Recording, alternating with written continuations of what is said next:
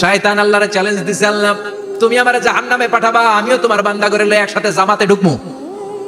একা ঢুকবো না, একা যাবো না, তোমার বান্দাদেরকে সবগুলারে জাহান্নামী বানাইয়া তারপরে ঢুকমু। তোমার চ্যালেঞ্জ দিলাম, একটারও জান্নাতে ঢুকাইতে পারবা? আল্লাহকে তুই আমার চ্যালেঞ্জ দিলি? আমি তো সব রাজার বড় রাজা, মহারাজা, আমারে চ্যালেঞ্জ দেশ, এত সাহস পাইলি কই?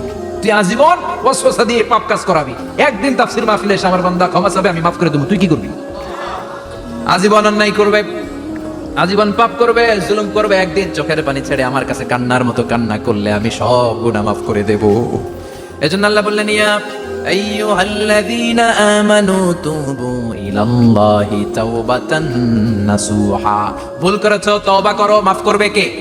সাইয়েদনা আদম আলাইহিস সালাম ভুল করলেন, দুনিয়ায় এসে শত শত বছর কাঁদলেন, কিন্তু ক্ষমা হয় না। আল্লাহরে বললেন, আল্লাহ কি করলে ক্ষমা পাবো বলো?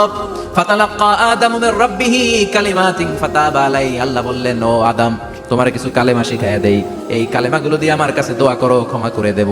আল্লাহ শিখাইয়া দিলেন, ও আদম, দুই হাত তুলে চোখের পানি ছেড়ে আমার কাছে পড়ো, রব্বানা পড়েন, রব্বানা যালামনা আনফুসানা ওয়া ইল্লাম তাগফির লানা ওয়া তারহামনা লানাকুনান্না মিনাল খাসিরিন। এটা শিখাই দিয়েছিল আল্লাহ।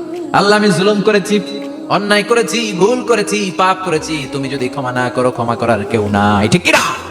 আমরাও পাপ করলে এই দোয়াটা পড়ার দরকার আছে না নাই? 5টা শর্ত সাপেক্ষে আমাদের তওবা কবুল করবে কে? তওবা কবুল হওয়ার কিছু শর্ত আছে, 5টা। কয়টা? চিৎকার মেরে বলতে হবে, তওবা কবুল হওয়ার শর্ত কয়টা? 1 নম্বরে হচ্ছে আল ইকরা, acknowledgement. You have to give the acknowledgement that you are the greatest sinner on আর্থ।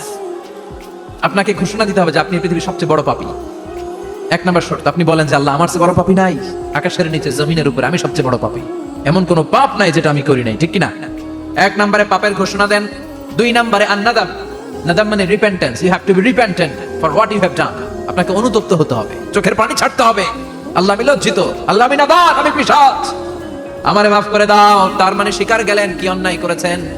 2 নম্বরে আপনি অনুতপ্ত হলেন। 3 নম্বরে স্টপ, যেই পাপ করতেছিলেন ওটা থামান, stop what you have done, যেটা করতেছিলেন আগে থামান।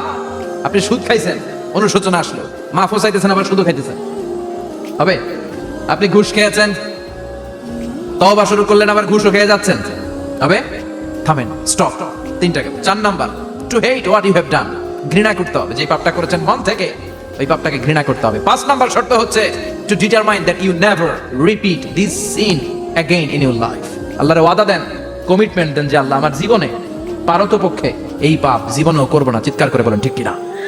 তার মানে আপনি স্বীকার যান, তারপরে আপনি অনুতপ্ত হবেন, যে পাপ করেছেন থামিয়ে দিবেন, পাপটারে মন থেকে ঘৃণা করবেন, আর আল্লাহরে ওয়াদা দিবেন, আল্লাহ আর করবো না। এই 5টা শর্তের আলোকে তওবা করলে জীবনের সব গুনাহ মাফ করে দিবে কে?